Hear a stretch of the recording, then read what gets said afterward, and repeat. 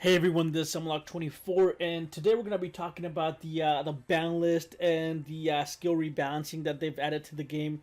And I know I've been away for a while, but I had a huge project at work, and it was just taking a lot of my time. I actually didn't even participate in the World Championship qualifiers.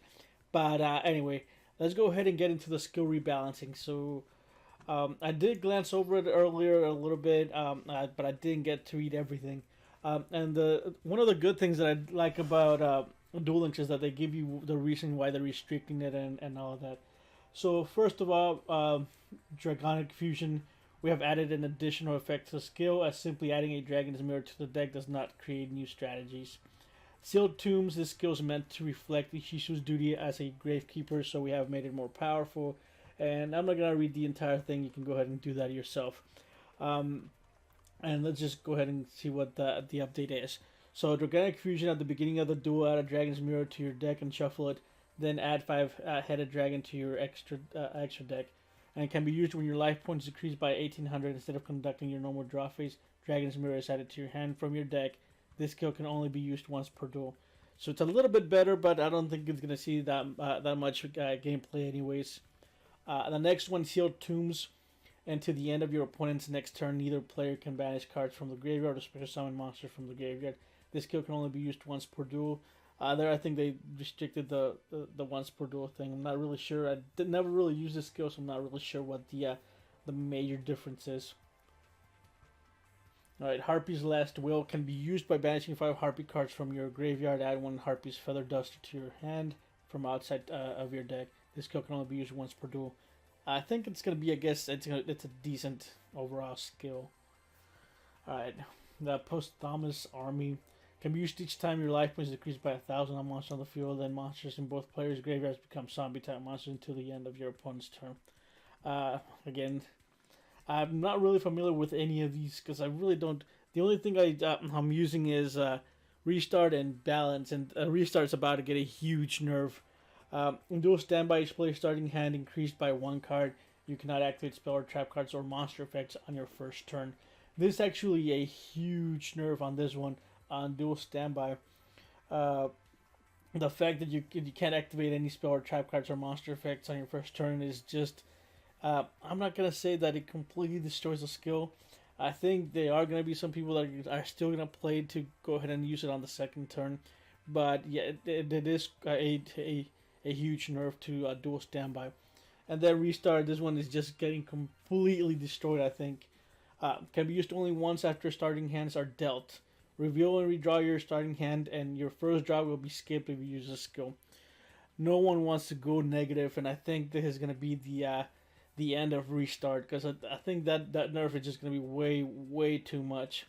And again, they're also nerfing balance, which is the other skill I use. I use restart and balance. For balance, your starting hand will reflect the card balance of your deck. This skill will not activate unless you have at least 6 of each type of cards, monster, spells, and trap in your deck. Which I think it is an extremely huge nerf.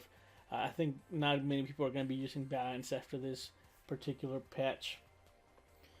And then you get grit. If you had 4,000 or more life points at the start of the turn, your life points would not fall below 1 or for 1 time only. Actually, this got a huge nerf also. I'm just saying this, you just get rid of the whole skill thing altogether. Most of the things are just going to be completely useless, I think. Ojama Go can be used when your life points decrease by 1,800. Special summon Ojama tokens on your opponent's side of the field in defense position. And this skill can only be used once per duel. Another skill is getting a huge nerf, Destiny Draw. Can only be used once per duel, and that's gonna make it to where it's gonna be a little bit harder to farm, especially using the raw deck and the Slifer deck. So you're not gonna be able to farm as easily as you were. Another skill that I use, extra, is getting nerfed also, and you're only gonna be able to use it once per duel. Everything else I think just stays the same. The restriction is once per duel, so there's a lot of nerfs on that. And then for the cards, okay, so for the first one, let's see, where is it?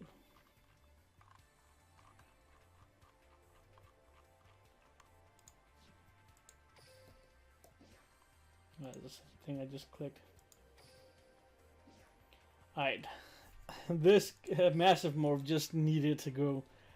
It was extremely annoying, and you didn't run any type of tribute monsters, or if you didn't run enemy controllers, this card won you the game. You really didn't have to set anything. This and the extra deck was extremely powerful, especially if you're running the Amazoness version.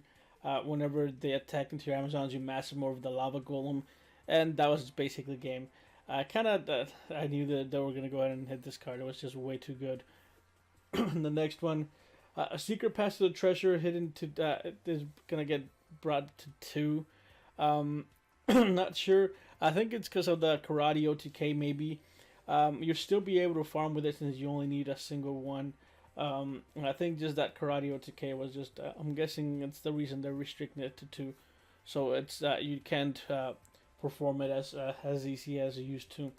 Assault armor again. Basically the same thing with the karate OTK. And if they release, it's that little warrior that can attack twice. I can see them preemptively hitting this, but again, this card by itself already it's decent. And then enemy controller down to 2. I think a lot of people were asking for the enemy control. I think it was good at 3. I didn't see why they had to restrict it, but anyway, it is a skill card, and I'm guessing those higher end players were, I guess, didn't like it at 3, so they had to restrict it. But again, it's still at 2, so it's not much of a big difference. Cup of Ace restricted to 2 again. They're nerfing that dual standby deck, which is extremely annoying. And they just don't want people winning in like the first or second turn. Hero Shadow Scout, same thing. Rose Lover, they're nerfing Sylvan's, and Rose Lover, everybody knew that it was gonna get hit. Sylvan Martial Leaf, same thing.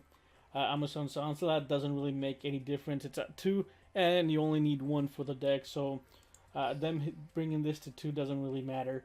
Cyber Petite Angel, again, we do still have 3 Senjus and Sonic Bird, so this at 2 is not going to make much of a difference. This I wasn't expecting. Pulse Mines, not that many people are using. However, Pulse Mines are extremely annoying in Gear Gears. If you play against a Gear Gear deck that is running Pulse Mines, you are literally giving them just a free win, because Pulse Mines doesn't allow you to do absolutely anything. And I wasn't really expecting that to be restricted, since not that many people are playing it. But you still have a lot of defense with 2 Pulse Mines, 2 enemy controllers, the Windstorm, and the Judgment of Anubis, or the Curse of Anubis. So it's still, I mean, at 2 it's still going to be extremely powerful.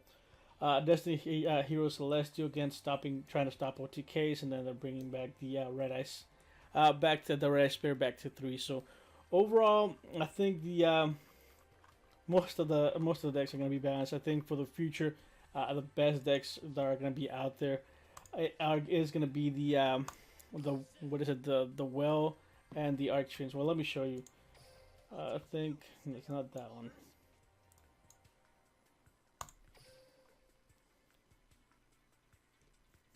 Right, so this is going to be one of the top decks after the nerf comes through, in my opinion. So overall, this deck is extremely powerful. It can be played with in several different versions. This is just the way I play it, but there is a lot of decks that run the Legendary Fisherman.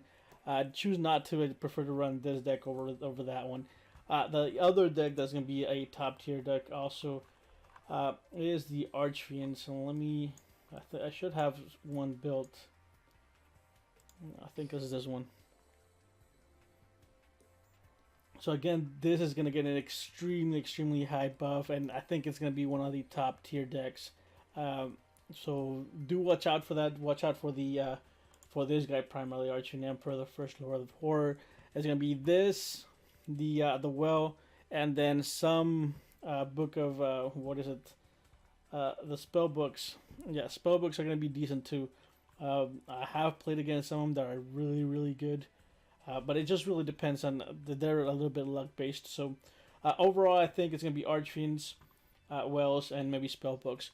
Six Samurai might be decent. I don't know how good they're gonna be, but do just watch out for them. But I think that's gonna be it for today's video, and I'm gonna see if I can go ahead and make something else for tomorrow. But I can't really promise anything again. I'm not really sure what I'm doing tomorrow, but I will try to go ahead and pump out more videos for you guys. But for that's gonna be it for today. If you have any questions or comments, go ahead and leave them in the comments section below.